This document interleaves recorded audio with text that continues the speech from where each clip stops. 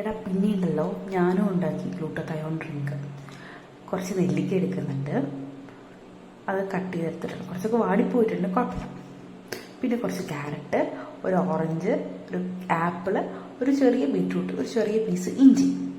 ഇതെല്ലാം മിക്സിയിലിട്ടൊന്ന് ക്രഷ് ചെയ്തെടുക്കാം. ഫസ്റ്റ് നെല്ലിക്കേനെ മാത്രമായിട്ട് കുറച്ച് വെള്ളം ഒഴിച്ചിട്ട് ജ്യൂസാക്കി എടുക്കാം.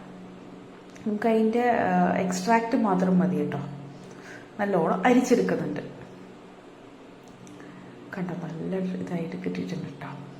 പിന്നെ ഒരു ബീറ്റ്റൂട്ട്, ഒരു ക്യാരറ്റ്, പിന്നെ ഒരു ചെറിയ പീസ് ഇഞ്ചി, പിന്നെ ഒരു ആപ്പിളും ഇട്ട് കുറച്ച് വെള്ളം ഒഴിച്ച് അടിച്ചെടുക്കാം.